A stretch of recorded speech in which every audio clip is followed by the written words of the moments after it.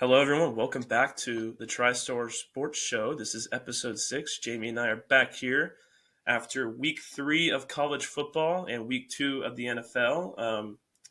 Overall, we had a good weekend. We'll start out with all things Vols here. Um, that was a beatdown. That was a Yeah, beatdown. We played Kent State at home this past Saturday. The Vols took the win 71 to nothing, which broke the most points in the Heupel era. We finally broke the 70 mark. It was the most points we've scored in a Tennessee football game since 1929. So we almost golly. so a record-setting day in Knoxville, to say the least. Yeah, for sure. I know we held Kent State to the lowest amount of yards in the Heupel era. We only held them to 112 yards. Some other notable stats from the game. Nico looked good. He went 10 for 16. Keep in mind, we weren't throwing the ball very much, and Nico played very limited snaps. He actually got pulled midway through the second quarter. Um, so we had three rushers. We were a yard shy of three rushers, all crossing the century mark. Deshaun Bishop, who right now, at least with Selden's absence, looks like a very solid RB2 behind Sampson. He was actually our leading rusher. Bishop was actually our leading rusher with 120 yards on only 7 carries. That's nuts. Um, Sampson was our second leading rusher with 101 yards and 4 touchdowns. Keep in mind. And then finally, Peyton Lewis, who looks like RB3, had 99 yards. Other than that, really spread the ball around. From the receiving point of view, no receivers had over 100 yards. But, I mean, like I said, we weren't throwing the ball much, and it's good to see a lot of guys get involved. Yeah, the running back room. I mean, we kind of talked about it preseason. There was not a lot known about it, but there was a lot of excitement going on, at least in the offseason, kind of just like what that position group could be. And I think we kind of hit the nail on the coffin on that one. We kind of talked about how we thought Sampson was going to have a really, really good year. And he's got 9 touchdowns through 3 games. So I think he's leading the SEC in rushing touchdowns. He's second in rushing yards by like 30 or 40 yards behind the Arkansas running back. I mean, the running game looks really, really, really good. I mean, which a big part of that needs to go kudos to the offensive line. Right. They really have played lights out through 3 games.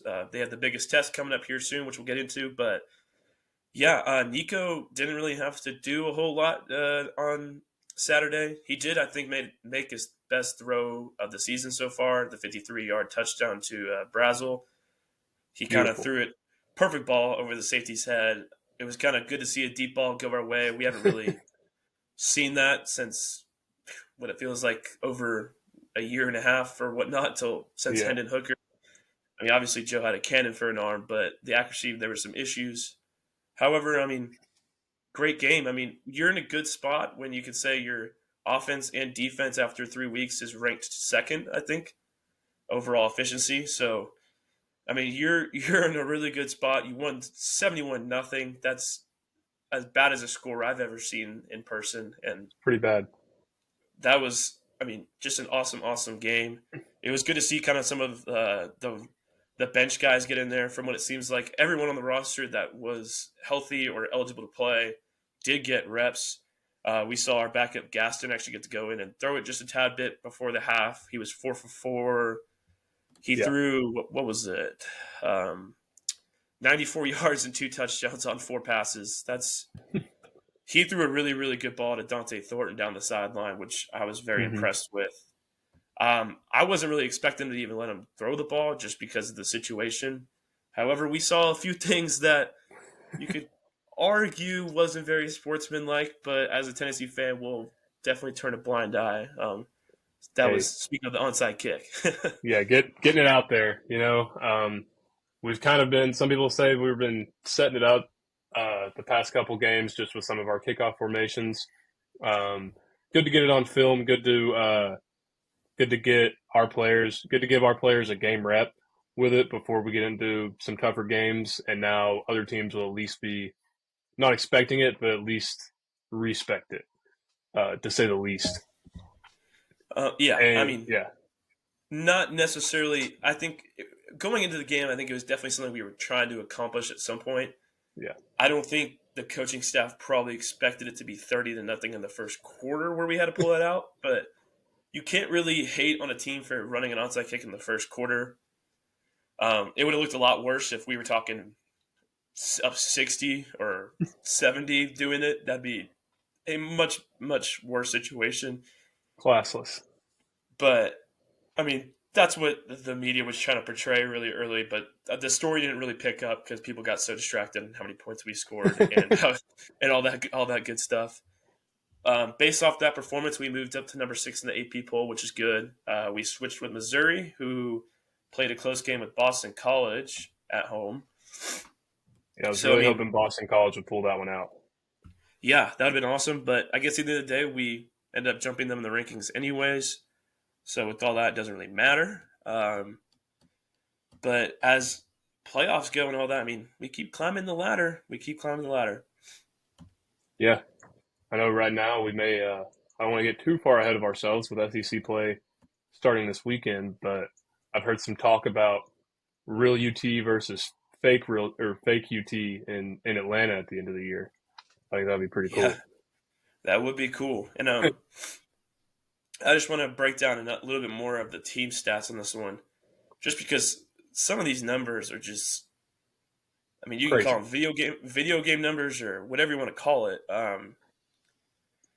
They were Kent State was 2 for 12 on third downs. I wish I had the stat of all three of our games combined, but I think it's been pretty similar to that for all three games, which is a crazy percentage. We were 9 for 15 on the offense on third downs, 3 for 4 on fourth downs.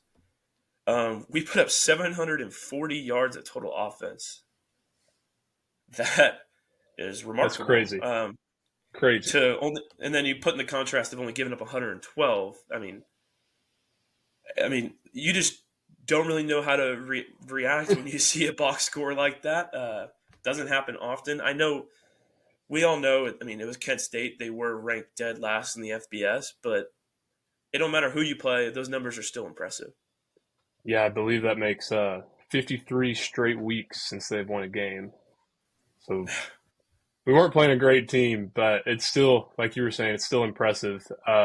One thing I do want to talk about, just because I know you and I both talked about it, going back to Dylan Sampson with the 101 yards and 4 touchdowns. I mean, that's a great stat line in and of itself. And we've been hyping up Ashton Genty for the past couple weeks. But I think something that some people should take notice to is that Genty's getting all the work in that offense, whether they're up or down. He's getting the ball.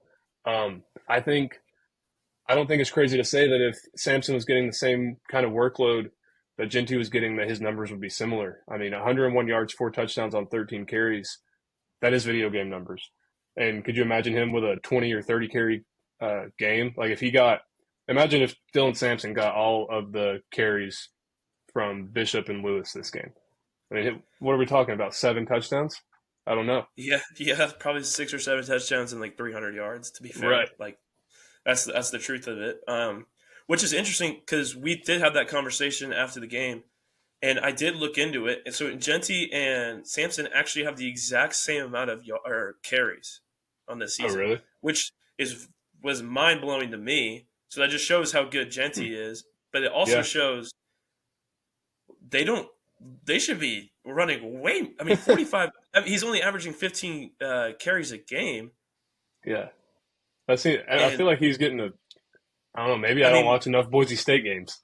unless he's getting more reception yards too on top of it, I don't really know. I mean,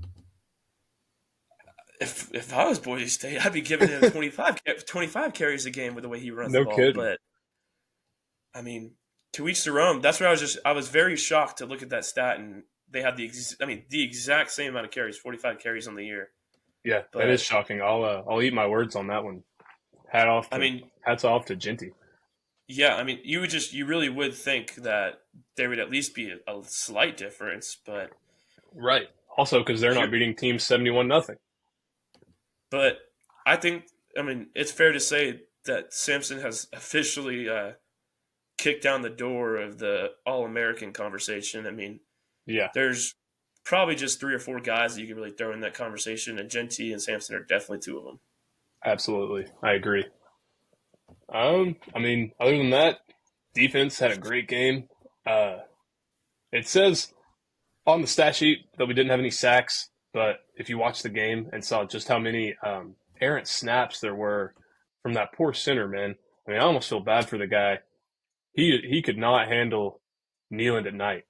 It seemed like almost every drive, if not more than once a drive, there was at least one just rocket of a snap over the quarterback's head where he was having to run back and essentially just fall on Yeah, the first one resulted in a safety, which first safety we've seen this, um, which is yeah, to throw out the safety it. position. Which I was rooting for a defensive touchdown there, but then I remembered 2 points in the ball is better than a touchdown. So I'm glad it was a Got to think safety at the about end of that. the day. I don't remember who fell on it. It might have been Boo Carter, to be honest. But I was keeping track on my phone because after the first time they did it and they did it again, the bad snap, I was like, we're going to keep track of this because I have a feeling it's going to happen again. So out of the first four drives Kent State had, all four of them resulted in three and outs. And on three of those four third downs, it resulted in a snap over the quarterback's head. So Golly, they were floating at like negative 40 total yards slash rushing yards up until like late in the first half. yeah. Their When they team, as a team, their rushing yards were negative 63 if you include tackles for losses. after the total game, It says so on the box score. It shows that their team rushing was 54 yards, but then above that it says team, which is just counting tackles for losses. It said that they had negative 63 yards just from something happening in the backfield. good God, that's Yeah, that's bad. That is really bad.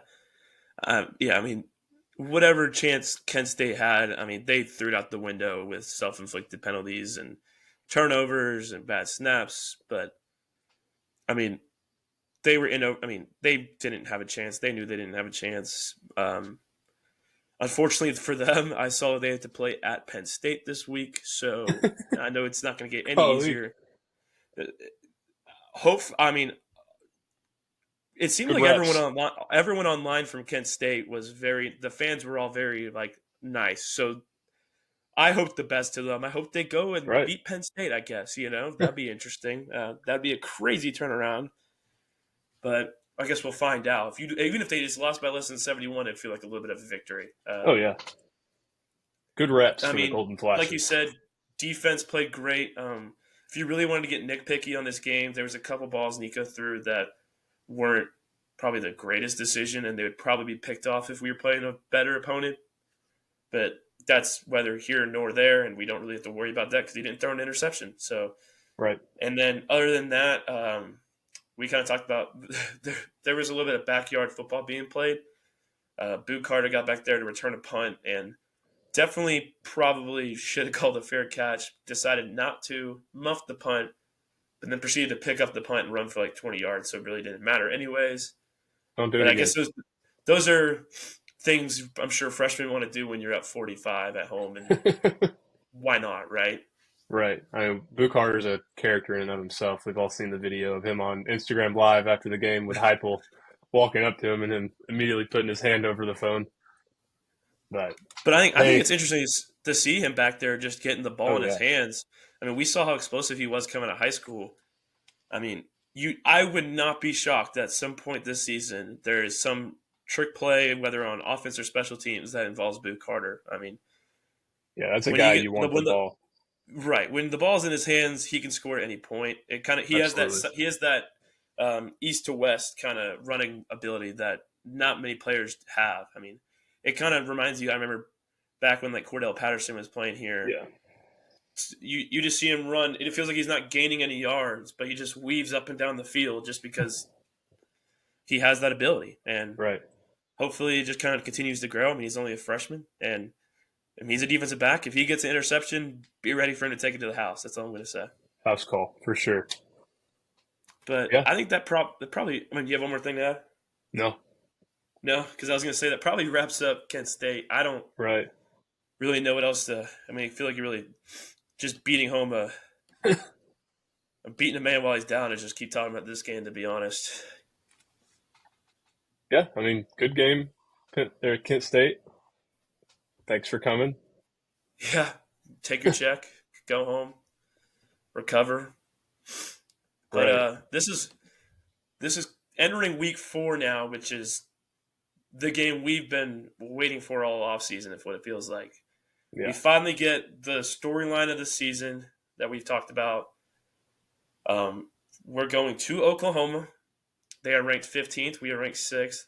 It is a night game, primetime ABC. It's college game day now. So, first game day appearance. Josh Heupel is returning from his alma mater, where he also coached as an OC And got fired. and, and was fired. And was fired. Um, what else is there to this?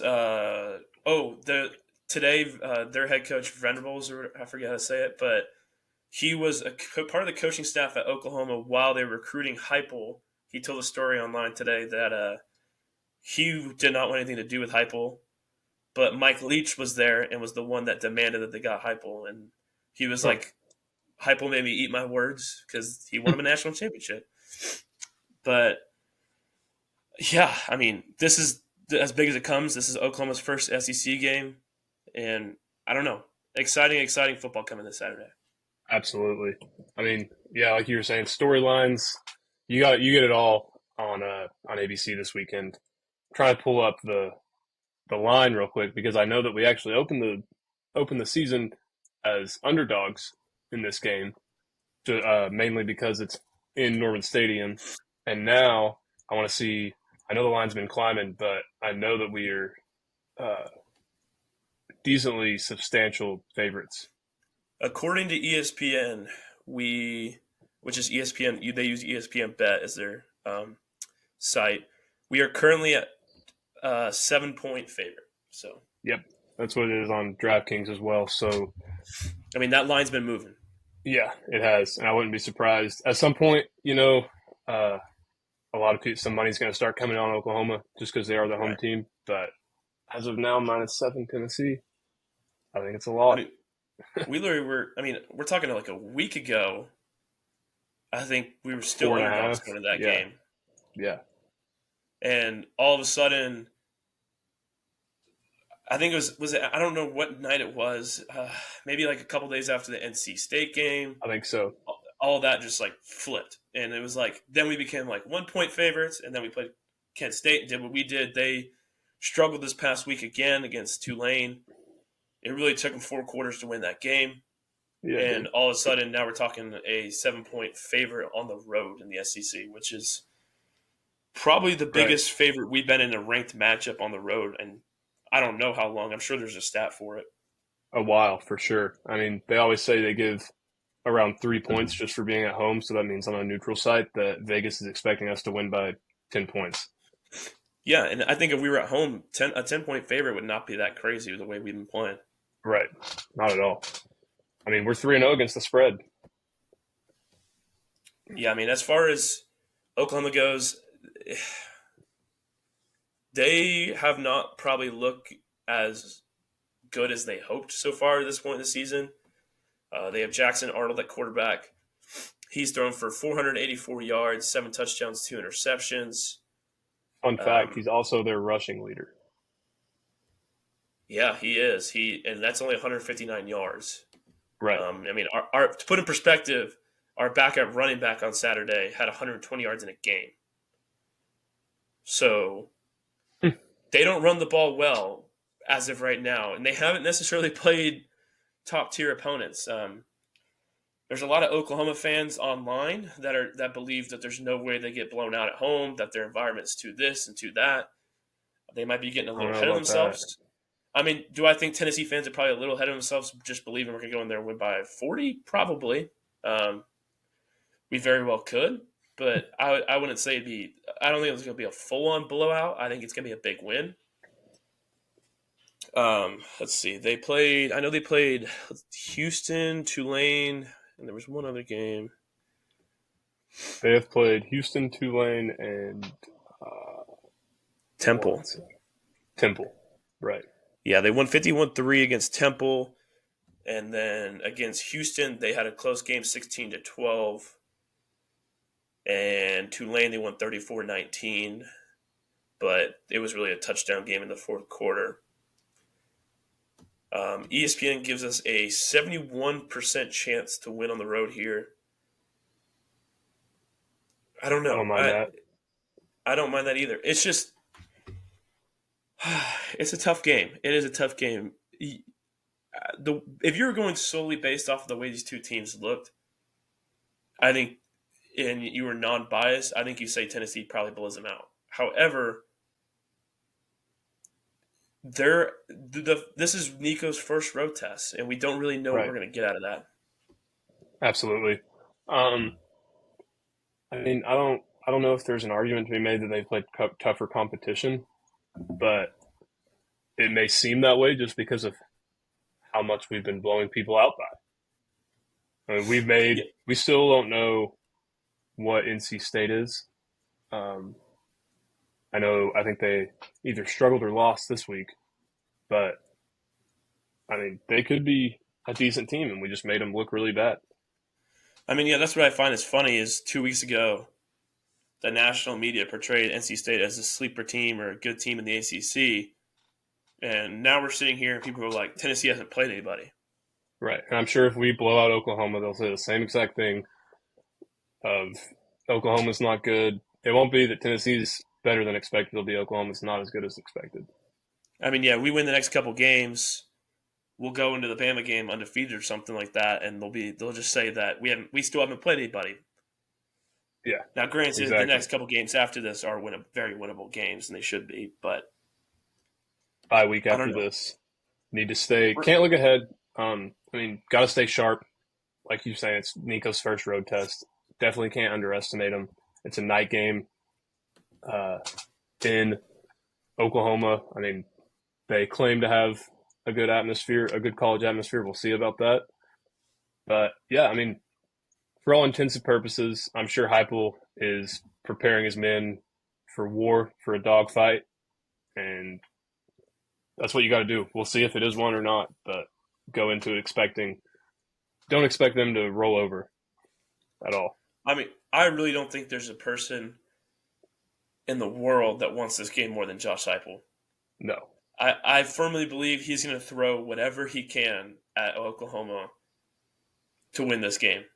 he's had it And circled, starred, highlighted, whatever. I mean, I really don't think that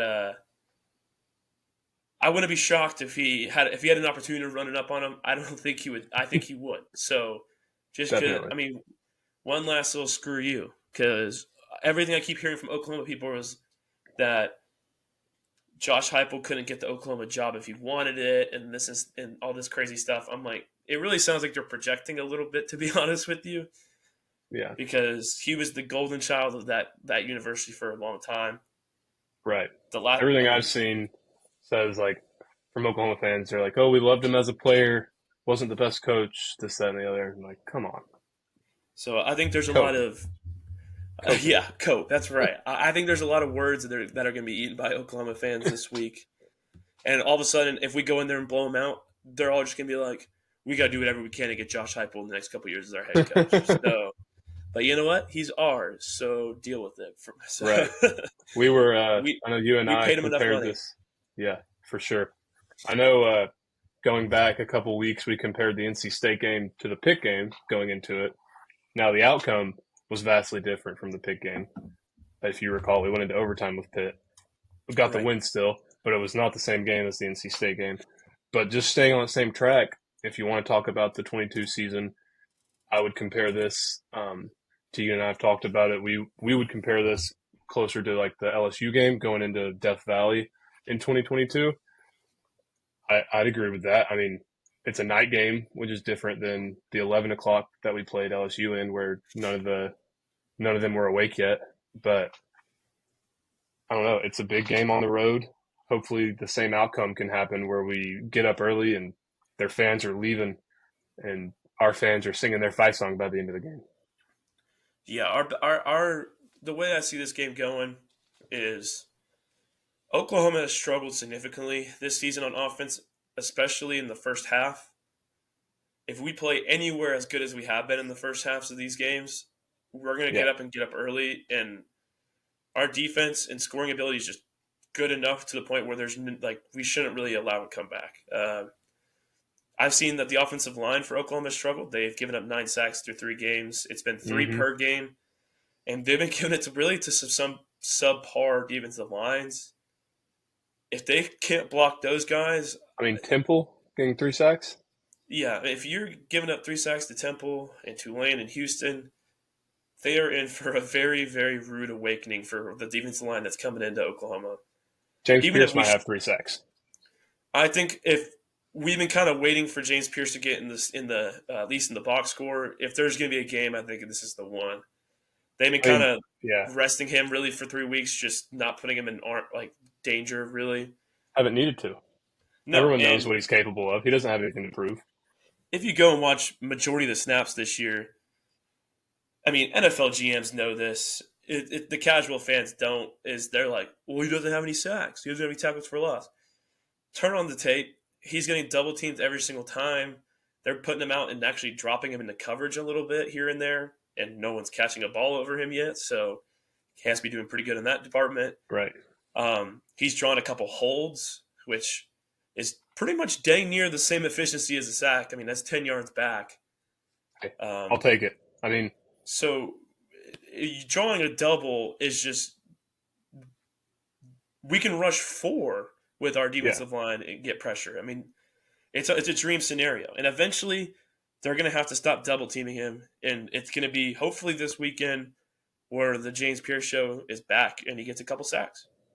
yeah, for sure. I mean, just touching on what you were saying, I mean, Heupel, Banks, everyone and their mom knows what is ahead of what is down the line for James Pierce, and that's the NFL, probably a top 10 pick. Um, I think they're dropping him into coverage more this year to kind of get him ready for that. Um, I mean, he is a smaller pass rusher. If you look at his measurables, he's not the biggest guy in the world. He'll probably be asked to play more of like an outside linebacker role in the NFL. So I mean, I think that's a good thing, especially in these blowout games. Whenever he's playing, kind of giving him those looks, helping him out. And like I was saying, there's no reason to play him in those games. We haven't had a reason to unleash him yet, and I think this is the game to do it. Let him pin his ears back and go. I mean, yeah, all the tape I've seen was Tulane was just running some simple stunts with just four down linemen, no linebackers involved at all, and they were running free up the middle on the quarterback. If I'm sure we're gonna look at that film and do something similar. Yeah, I mean, Tim Banks has put on a masterclass for 3 straight weeks. I expected before. If I was to put like a true total on this game, I'd probably say Tennessee wins by like 17 to 21, that kind of area. I'll take that. Three And if possessions. you, I think you'd probably say like 38-21. I think we end up actually giving up our first offensive touchdown this week. Can't go That streak, forever. no, and honestly, I'd kind of rather it end now than later. So, because the further you go into the season, the scarier it gets. You kind of want to Exactly. get that monkey off your back and just kind of forget about it. Tennessee's walked that road before, We a have, long time ago. yeah. And um, another cool thing that I saw was I didn't realize that Hazel, our offensive coordinator, also played quarterback at Oklahoma. Did he really? So this is his return too. So Hmm. our head coach and OC, and Hazel also was a grad assistant at Oklahoma. That was one of his first coaching jobs. So if you want an offensive masterclass, I think it's coming this weekend. And if not, I mean anything's possible. But uh, I think this game might mean more to us than it does to them, and I'm all which in is on us. great. Yeah, It's great because we're the favorites. You would think the underdog would have more, right. fight in the situation, but I don't know. I really I don't. I'm not. I don't know why I'm not concerned about this game. It's kind of scary. You can't. It's not that I'm not concerned. You can't get cocky about it, but I am very confident. Um, as long as we go in there and do what we know we can do, keep our foot on the gas, and don't. I mean, you can't let up whenever you're up 14 or even 21, really, in a road SEC game. You got to keep your foot on the gas until you know it's over. And I think we have the capability of doing that. I have no doubt about that. It just comes down to going out and executing. If we do that, we'll win. Yeah, I mean, the biggest knock that I've seen on us is you can look at this two ways. Our starters have only played a total of, let's see, three, five, six, 7 quarters really on this season, which some people say they're well rested. This is a good thing, they've stayed healthy, and then the other people are saying they haven't played a 4 quarter game yet. They're going to be gassed when the game's on the line. We don't really know how that's going to look yet. Ideally, we don't play a full 4 quarter game this Hey, weekend. That if we can pull Nico out for the 4th quarter like we did against NC State, we're in a really good spot. right, absolutely. I mean, I trust our strength and conditioning team to. I mean, you got to keep your starters right. I think we'll be fine. We also have the most depth we've ever had under the Heupel era. Absolutely. So Yeah. we're rotating receivers, defensive line. People don't realize that our defensive line is like 10 deep, and we rotate them Yeah. over and over and over. They don't like. That's why not one single person's stats are going to jump off at you because there's just so many guys coming in and out of the game. So, I mean, I don't know. I mean, time will tell. Like I said, 38-21, book it. Vols win, Vols cover, 4-0 going to the bye week. I think just to throw out something different than you, I think I'm gonna say something like 45-14. Oh, I like it. Yeah. okay. 45-14. That's gonna be my take. Yeah. I'm I wouldn't complain. I would not complain at all. We win by even more. Right. But yeah, Saturday night, be ready. I guess that concludes the Vols portion of the podcast. But going back to week 3 for the rest of college football, Jamie, there was a lot of Upsets. question marks. Yeah, I that's been the common theme of college football this year. I mean, there's been a couple teams that have looked really, really dominant all year long, but really the rest of the field has been pretty questionable, which is an interesting thing with the 12-team playoff this year. Absolutely. I mean, some upsets this week were from games you really didn't think were going to be upsets. I know we talked about Purdue potentially being an upset watch game against Notre Dame, and Notre Dame bounced back great. I mean, they looked awesome. But even on that same note, we talked about Colorado State beating Colorado at home. Colorado looks good coming back. Right. But then you get into some of these other games, I mean, just kind of bouncing around, not going in any order. But man, oh man, Florida State, what's going on? They're 0-3. That's what's What going is on. what is going on with Norvell and DJ and everyone in there? I Quite mean, honestly, I kind of feel bad that we've talked about him this much this season. I would have thought by now we would have been like, hey, congrats, Florida State got in the win column and they've turned things around. But they have not. whatever hole they're digging has gotten deeper and deeper and deeper to the point where we talked about after week 2, I think is what it was, Yeah, that is Norvell the guy? Is he going to last? And I was sitting here confidently being like, hey, I don't think it's a Norvell problem. I think it's a DJU problem or whoever problem in the right. organization. But I don't know. I don't think it's necessarily an X's and O's situation. Like I think he showed last year that he knows the game of football. Like that's not the issue here. I think he's lost the locker room at this point. Yeah, I think the best thing he could do is probably bench DJ and just Right. Roll with the see if that punches. sparks anything. I mean, the worst part of this situation is they lost to Memphis at home, and One no thing to discredit to lose. Yeah. no discredit to Memphis. I mean, they can very well make the playoff this year, but that just so happens to be the place where Norvell came from, which makes it Exactly. just so much worse. one thing to lose to a worse team that you pay bukus of money to come play you, like we saw with Notre Dame and Northern Illinois last week. It's a whole nother thing to lose to the team that you bought out a coach from. So, I mean, I saw a stat. If you combine the amount of money they paid Memphis to buy out Norvell's contract and get him as their head coach, and what they just paid them to come play them, I mean, I think it's close to like $2 million what they paid them in total. Memphis is, I mean, they're crying all the way to the bank, man. Yeah, no, they're laughing to the bank. Right? Yeah, They just robbed FSU. They robbed them right in front of their face. big time. And what was the final score of that game? Was it even? It wasn't 20, even close. 2012. So it was I low mean, scoring, but I think from when I saw clips of it and stuff, it didn't feel like it was a close game. It just kind of was like they just beat them, and it just wasn't. I mean, wow. yeah, I know a lot of people's biggest complaint with Norvell is he hasn't exactly focused on recruiting high school players and has kind of just been hitting the transfer portal, which I think works to an extent. But I think the best teams in college football, if you look at right now, have a combination of both. yeah. I think transfer portal is good for if you have a win, if you have a roster already assembled and you have what you think is a win now team and a couple holes on that win now team. I think transfer portal is good to go out and fill those holes and get some guys who are ready to play now.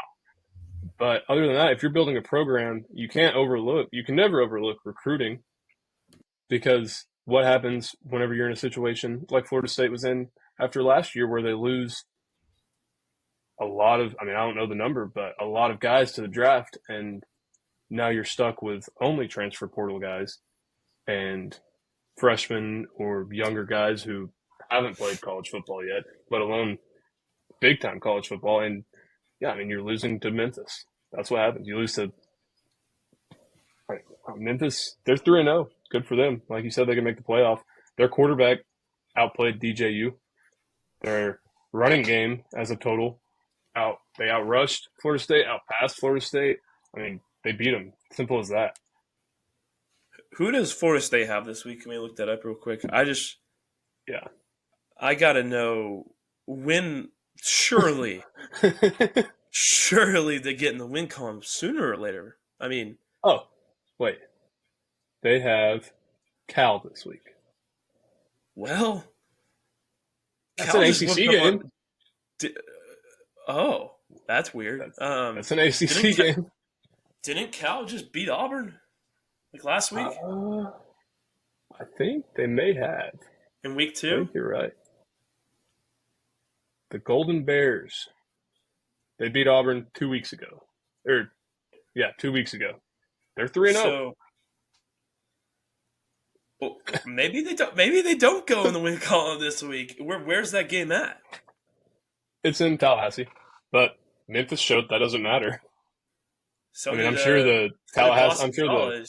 right. I'm sure the students are kind of probably fed up at this point. I don't know how many of them are going to the game. So they play Probably Cal, not. and then SMU, which Oh is gosh, also a ACC playoff game now. yeah, in the playoff hopeful. Yeah, and then after that, they got Clemson. So who knows? Maybe Oh my god. DJU turns it on against Clemson, but I mean, I think it'd be crazy to say they lose all 3 of those. But at the same time, it's not that crazy. Man, I would love to hear what like the thought process of like the Florida State fans are right now. I haven't really seen Can't be good. anything come across my social media feed, but I would just love to hear like where are they at, because they know the season's already a wash. There's nothing. I mean, I mean, do you even root for them to make a bowl game at this point? I don't even know. Like, Probably talking about Dion. yeah, that would be something. Probably what I'd be doing if I was a Seminole right now. I mean, that's a real conversation to have. I mean, Dion hasn't given anything to believe that he's going to jump ship after this year, but his only pride and joy in that program is his son and Hunter. So, what They're both loyalty gone. does he have? What loyalty does he have to the Colorado Buffaloes football program after they're gone? I found a I found a game on the next to last game on Florida State's schedule was against the Charleston Southern Buccaneers. Okay. Regardless of Well, their record, at that point, got to be a win, right? Got to be a they win. gotta they gotta win that game. It's at home. I mean, I one would, and 11. I would, I would love to resurface this clip after they lose to Charleston Southern. I would not even be upset. That would No, actually be quite funny. That'd be probably our best clip. So but I wouldn't mean, even other than complain. that, ACC is not a bad conference this year. They always end the season with Florida, which Florida wheels are kind Ooh, of that's falling good. off of. That's going to be That a might be bad one. that. Yeah, I don't even. But who knows who the coach is going to be of those two teams at the end of the year? Yeah, so I mean that can lead us right into the Florida game that happened this past weekend. They Right. lost to A&M at home, pretty bad from what I remember. Florida does not look good. It does not look good at all. Lagway, or Yeah. I think that's how you pronounce it. Did he start again? I think he did. I don't know how long Graham Mertz is supposed to be out. I don't think it really matters, to be honest. I think they probably are both putting up about the same production. Uh, I mean, he puts up way more of a running threat than Graham Mertz does, which Absolutely. might give defenses trouble. I mean, he's a young, talented player. I think he'll eventually be good. I just think the team around him is not very good at the moment, and his coaching staff is not very good. I know, speaking of coaching fires, there was a report that came out that the boosters of Florida have already collected, I think, the $26 million it would be to buy out Billy Napier's contract right now. I know Billy Napier was asked about it this morning or yesterday morning, was one of the two, and he said that he plans on being here for year 4. So either he talked to the AD and he's staying, or he just believes he's staying, and they're already working out getting him fired in the next couple of weeks. Right. Uh, yeah, I did just look it up actually. Mertz did play this game. I didn't watch the game, so I wouldn't know. But Against A&M, hmm he was a did, did, starter. did DJ come in? Let me look. I'm trying to pull up the game stats, but I accidentally pulled up just Florida stats.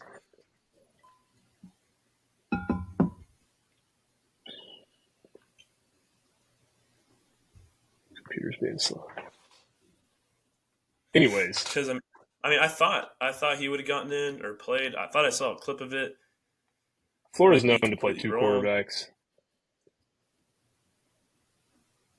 Okay, here we go. Um, Here we go. Here we go. yeah, I mean, Florida,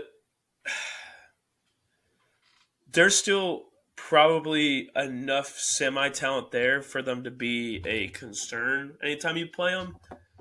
But as a I'm Tennessee not. fan, I'm concerned.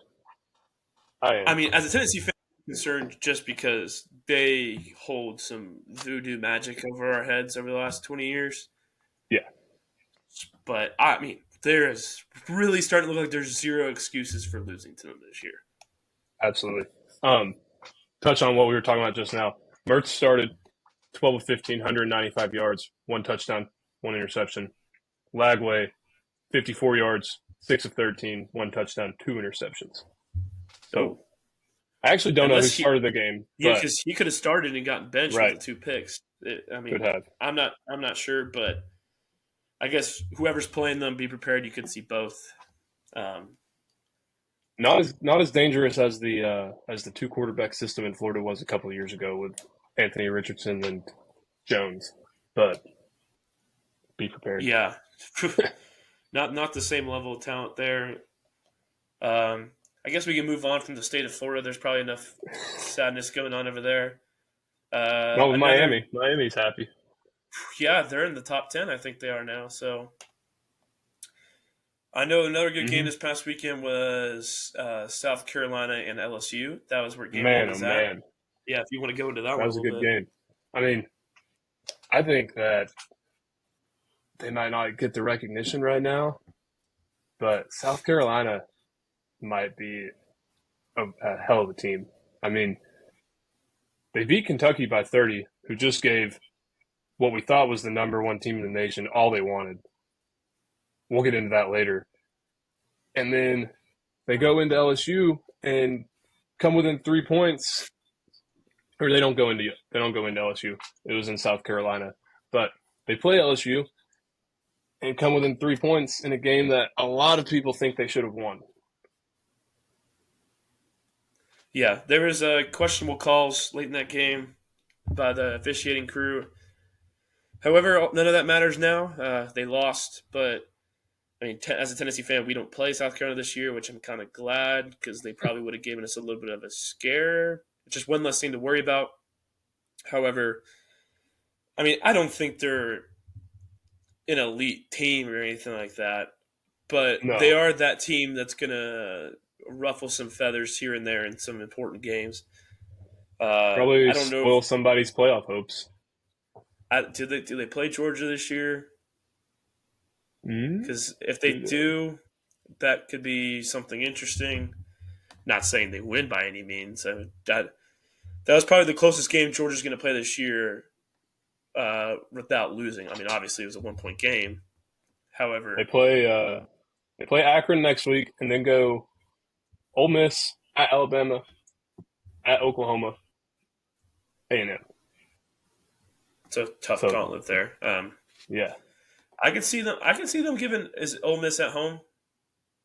yeah, it is. Ole Miss is at home. So I mean, I can see them in South Carolina giving Ole Miss a run for their money. That'd be Good nice. chance. Yeah, I mean that'd be good for us. The rest of the SEC. They also play Missouri at the end of the season, pretty similar to when we played them in South Carolina. But yeah, So between that and then the Georgia Kentucky game, it was kind of funny because the college game day ended up at South Carolina when it they're was gonna supposed to be go. Yeah, at Kentucky if Kentucky beat South Carolina, but they didn't. So they went to South Carolina, saw a great game there at noon. But arguably one of the best games, if not the best game of the week, was that Georgia and Kentucky game in Lexington. Uh, Kentucky just couldn't put it together when they needed to.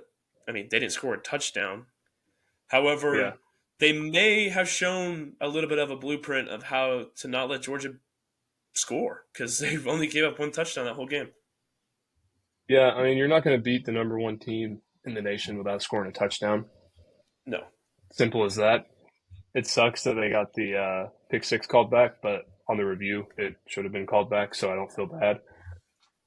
And I mean, yeah, I think this may have been the closest I've ever came to rooting for Kentucky in my life. Yeah, I mean, wasn't necessarily rooting for Kentucky. It was more rooting against Georgia Right. because you couldn't dare get me to root for Kentucky. Uh, Man, I wish they won. However, on the flip side, do we really think Georgia's going to lose more than one game this year? Probably not. So No. we almost would rather them win that game close so they can lose to Tennessee because that Bingo. would be way better for us at the end of the day. Absolutely. I believe either them or Bama have a bye this week. One of the two teams does, and then they play each other I next think week. I think they both do, and they play each other next week. Okay. So yeah, that'll be a good matchup. I think you were saying that Alabama may be slightly favored now. So we'll talk about that more next week, but that definitely going to be a game to watch. Yeah, I mean, I think it's safe to say that Texas probably is now the best team in the SEC. I say that with a lot of Nation. yeah, I say that with a lot of not confidence. I mean, they've looked the best. Yeah. I mean, Oh yeah. they beat Michigan, which I guess is their best win. I mean, as the season's gone on, Michigan hasn't looked the greatest either. Kind of goes back to what we were talking about earlier in this podcast on how after we beat NC State now doesn't look good. Um, but at the time, Michigan was talked about as a good team. So it's kind of hard to Right. judge that because I mean we'll know a little bit more Michigan about this week as they play a big one. But yeah, Texas they're number one now, so they have that bragging right. Um, Deserved, in my opinion. I think it is deserved as well. I mean they haven't really played close yet at all, No. so I mean I didn't. I mean I think after a close game with Kentucky, it's fair that Georgia's probably not number one. They very well in 2 weeks could get that number one spot right back by beating Alabama. Right. Exactly. So we'll have to see about that. But other than that, I think we covered just about everything in as far as week 3 is concerned. If you're ready to get Yeah. into week 4. Yep. Alrighty. So we've already talked about who we play this week. Let's look at some of the other games. Well, Friday night we have another low-ranked matchup between Nebraska and Illinois. I don't And know. where's that game at? It's in Nebraska. Yeah, it's in Nebraska. They I probably think win that game. Nebraska, they have a good thing going this year. Home field advantage will probably be too much for Illinois. I mean, I don't know a ton about Illinois. I just know Nebraska has Raiola, or AKA Right. Mini Mahomes, or Mahomes Yeah. imposter, or whatever you want to call him. But he's playing good football. So, at the end of the day, you can't really knock on it too hard because Not a when bad you're guy to winning, model your game after. no, I mean, no shame in that. It'd be like kind of weird if he was like modeling his game after someone random like Nathan Peterman or something like that. It's like you chose the best Right. guy to model your game after. That's not a bad thing to do. You keep winning games. No one really cares what you do. Exactly. I mean, simple to put, I think they probably win that one by a lot. What's the spread on that? Does it say? It doesn't say on online. Oh, Nebraska is favored by 7.5. So Yeah, I mean, I think that's fair. I think I'd probably bet them to cover that game, win by a couple Yeah, scores. probably. Other than that, getting into Saturday, the noon slate, we'll find out maybe what NC State's about whenever they go into Clemson, number 21 Clemson, and play them on ABC at noon. So might be a good game, might not be a good game, but I think some questions may be answered during that game. Yeah, I mean, I think there's questions on both sides. Right, So absolutely. whoever comes out of that is probably feeling like they're going to compete for the SEC or not SEC ACC championship because right now that Wide conference open. is anyone's game. If they Yeah. both look bad, I mean, you can start talking about some other teams such as like Boston College or forget who else is in there right now that's competing. Cal's 3-0. We talked about them not Cal, too long ago. SMU or whatnot. Right. But so I mean Wake Forest, that UNC. yeah, we'll see it. We'll see a lot. I mean, Wake just got beat really bad at home against Yeah. Ole Miss. So I mean, who knows? But that's also Ole Miss. But I mean, right Number now this is 5. probably like the quote unquote early ACC championship in a way, just to kind of Yeah. see who's the real dogs in the fight. Yeah. We'll see about it. Only other notable game on the 12 o'clock slate would be Florida at Mississippi State, which not notable in the sense of either team being good necessarily, but it is a SEC matchup. So I'll be at least keeping track of that game. Yeah, Mississippi State's coming off of a thumping. Yeah. Toledo went into Mississippi State and they gave him the Bad. work. It was Bad. yeah. That's a program hurting. Like that's a bad loss. That's a really bad loss. Mm. I think they paid Toledo a good bit too to come in there. Hurt your And I think recruiting. I think it was like 41-17. It was tough game. Florida also struggling. I don't really. If I was, where's that game at? It's in Mississippi State. I mean, I guess that gives them a better chance, or I don't know if that gives them Florida's favored by 6. on the road. I mean, I guess that didn't really stop Toledo. So, Who knows? Yeah, who knows? I mean, I could see it going either way. If you were thinking logically, it's probably Florida's bounce back kind of game just to Right. right some wrongs, beat an SEC team. But I don't think it's going to be a must watch by any means. Yeah, absolutely. Nothing really. Just going down the line of games. Nothing really. We talked about Pitt State getting to play Kent State. So that one will be What's that spread, Not. please, if you can inform me on that? That spread is currently at 48.5, so they're ranking Yeah, Penn we've heard, hey, State. we've heard that before. We've Yeah, heard that before. right, right. Penn State, they're saying they're a point less than what they thought we were. But I'm going to yeah, I take would. Penn State at -70. No kidding. Yeah, But probably the best game on the 3:30 slate on CBS would have to be number 11 USC going into the Big House and playing number 18 Michigan. I know yeah. we talked a little bit about that before we started the podcast, but yeah, what do you think's going to happen here? Personally, um, sorry to Michigan fans. I just don't think they have it in them any after last year. They just lost too much. USC's looked really sneaky good this year. They So have I think Moss, their quarterback, is a good quarterback. Uh, good I'm going to coach. say that I think they're good. Yeah, good coach. I think they're going to go in and win in the Big House. I could eat my words here, and this could be. I mean, if it this is a huge opportunity for Michigan. They can right their USC's wrongs. favored They are, by how much? 6. USC's favored by 6 right Wow. now. Okay. I mean, this is if Michigan. This is the most important game you have right now because you lose this game, Yeah, the wheels have fallen off. You've lost to absolutely. the two good teams you played so far. But if you win this thing, I mean, it can get you some momentum going into the rest of conference play, and then leading up to that Ohio State game. So, Which this but is a conference game now. true, that is true. USC's a Big Ten team. So yeah, I mean, UFC, they win this game, they're probably in Top 10. top. Yeah, that they're in the top 10, and then two, they're probably the second best team in the Big Ten. I guess you could say Penn State. They're kind of Oh, in that same category. Ohio State. I I haven't mean, been Ohio keeping State up would with. be one, and Yeah, then they'd probably be in that same pack, and then Oregon probably right in that same pack as well. right. I'd agree with But that. I think USC goes in there and gets it done. I don't know. Is this their first Big Ten game now? I'd have to look. I'm not sure. I They're think it third is. in the Big Ten, and they've only played 2 games. So yeah, they played Utah State.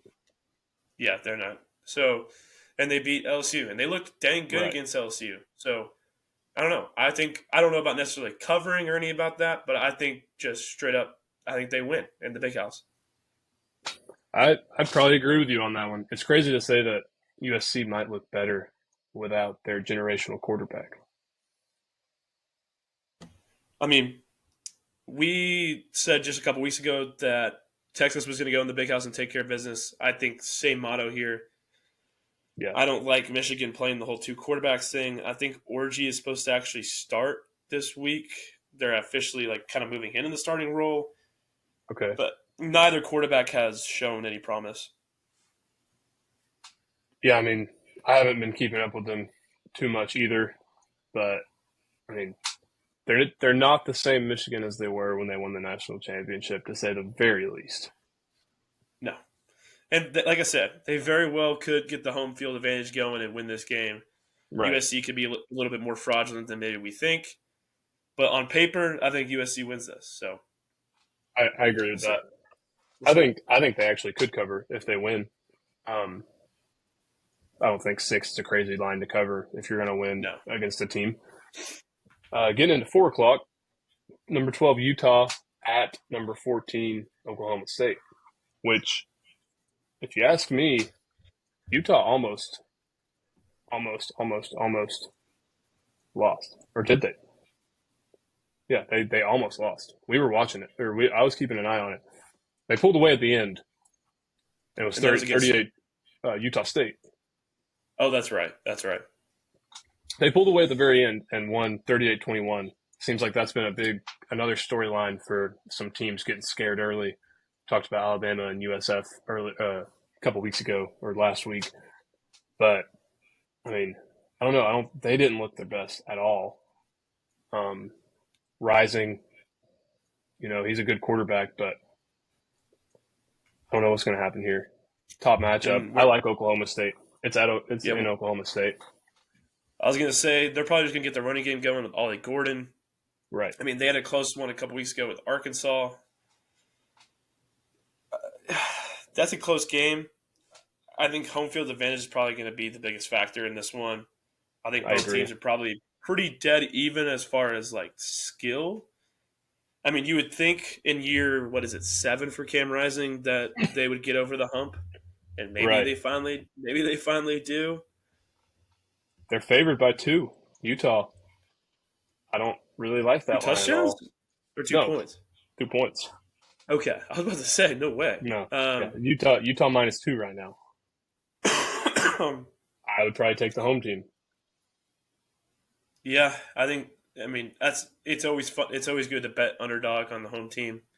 If That I were a betting that man. game to me that game to me is literally a coin flip. So Right. I'm gonna ride with the home team. That's about all I could say on that one. I agree. Um, let's see. Vandy at number 7, Mizzou. Vandy kind of fell back to earth last week after losing to Georgia State, so I don't expect them to win it all. But Man, I will never root for an in-state opponent, especially in our conference like Vandy. But I was not upset that they were 2-0. It was like no, it'd be good for the SEC if they were at least decent. right? It You does. I know, would never root for them, especially not in another sport like baseball or anything. But in football, it's almost like it almost feels okay to root for them because they're not. They don't pose any sort of threat. no, but they started out so great, and they lost to Georgia State. Something about Georgia State and the state of Tennessee. Stop scheduling them. As a Tennessee Yeah, fan, for real. don't schedule. Nobody scheduled Georgia State because they just like ruining everyone's time. Do not. I mean, But I mean, Missouri's only Missouri, only favored by 21, 20 and a half. I don't know. You could look at that 2 ways. I'd probably take maybe. Missouri to cover. I mean, yeah, maybe Vandy goes in there and keeps it semi close and loses by like 17. I don't think so. I don't. I personally am not high on Missouri. I know a lot of people are for whatever reason. I think they kind of have a cupcake of a schedule. I I mean, think I there's no reason why they should lose this weekend by any means. However, right. maybe Vandy scares them at least in the first half, and then Missouri pulls away, kind of thing. I'm pretty I high don't on know. their receiver. I think Luther Burden is probably the best receiver in the country right now. I mean, yeah, I Um, think he's a very excellent football player and receiver. I just think their team as a whole is probably a little overrated, but yeah, they're going to keep winning games because they don't really necessarily play anyone. exactly. I agree. Um, yeah, so Missouri probably going to win that game. I'd probably say they cover if you ask me at home.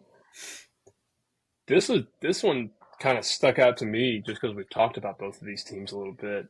Number 8 Miami going into uh, South Florida and playing at 7 o'clock on ESPN. I mean, If you were going to put upset alert on any game this week, right. I think that's a And fair one. I think it is too. I mean, talking about who's the best team in Florida, I'm not going to say that USF is the best team in Florida by any means. I mean, Miami's a top 10 team right now. But whenever you see a top 10 team going into a non Power 4 school and only being favored by 17, I think that seems a little suspect to me. And Bama had to go to USF last year. Right. That was a close game. And then we were high on USF going to the Bama game this year, and that box score does not tell the story of the game. We know that. No, absolutely. It was a less than one score game within the fourth quarter. I don't know. They're going to be playing in the Raymond James Stadium, the Tampa Bay Bucks Stadium. They'll probably get a pretty good crowd just because it's an in-state game between the two fan bases there. Yeah, they bounced back last week against Southern Miss, What was the score of that? 49-24. So, I mean, they got a commanding win Okay. coming back off the loss against Bama. I don't know. I like South Florida just because Golish is down there. I think he's. Right. I mean, yeah, like you were saying, if you're going to put upset alert on any games, that's definitely one you got to at least consider. 7 And you o'clock on said ESPN. that was a what was the spread on that? 16.5 for Miami. I really think they cover. Me too. I mean, Absolutely. no, USF Yeah. speaking. I mean, they covered against. They ended up covering against Alabama. Yeah. I made some I made some money off that one. So I don't know. I don't know if USF plays Florida this year, but God, if they beat Miami and they have a chance to play Florida, they could become the best team in that state. Like actually, they. Hey, that'd be I crazy. mean, I do think Miami's probably for real this year. I really think Right. Cam Ward I like Cam could. Ward So just to play devil's advocate, as much as I will probably bet on USF to cover, I would not be in the least bit surprised if Miami just turns it up. Right. They've looked really really good this season. They have. I agree. And I don't know if they have any history when they play each other. Like maybe Miami owns them for Yeah, whatever I mean I reason. haven't looked into that, but Right. Who knows? Other than that, crazy that that game's uh, ESPN and then Cal FSU is ESPN two. Not crazy because Miami's a top 10 team, but I think it's a little funny. Uh, yeah, Talked about Cal and FSU. 3-0 Cal, 0-3 FSU. I'm sure if FSU somehow finds a win, they'll be talking about how they beat an undefeated conference opponent. But that's a Cal big if you ask me. is Cal ranked? They are not. I don't think they've played anybody. Yeah, well they beat Auburn, but that's not really. Right. Yeah. So who knows on that one? A lot of other games, I mean, it's nothing of definitely fair to note say, it definitely makes sense at a game days at Tennessee Oklahoma. I think that's by far the best game of the week. for sure. I mean, yeah, that's the next one. Next ranked matchup on the list is us in Oklahoma. Some other games: Colorado Baylor. Who knows about? I don't know. I I mean, was gonna say, are we getting any West Coast after dark tonight or this weekend? you got BC or Michigan State at BC at 8 o'clock on ACC Network. That could be an interesting one for anyone who's a fan of either one of those teams. I'm pretty high on BC at this point. I know they lost to Missouri, and it was disappointing, but I still think that their quarterback, uh, Castellanos or however you pronounce his name, I think he's a good quarterback. Uh, we have Kansas State at BYU at 10:30. That's on ESPN. That'd be your after dark game, and then your Hawaii midnight game. Classic. Love ending the night watching Hawaii play in some random game at midnight. Yeah, I don't even know the team they're playing. Northern Iowa. In theory, should be a win, but Right. So who knows? Other than that, I mean, not too many crazy games this week. I think Tennessee is going to go in there and take care of business. Other than that, you have anything else to say, Tegan? no, I think that's probably a wrap on today's episode. Hopefully, Vols get it done. So, I mean, a couple interesting games, like we said. Nothing too crazy this weekend. I know my plan Saturday is all eyes on the Vols, getting ready Oh for that yeah, game.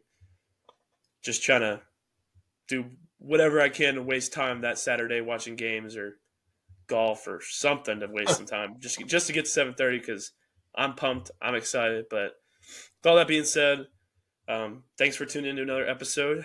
Make sure to follow us on Instagram, Spotify, YouTube, TikTok, and Twitter or X. I don't think I'll ever get used to that, but me neither. yeah. Thanks again, and we will see you with our NFL Week 3 preview on Friday. So take care. Take it easy, y'all.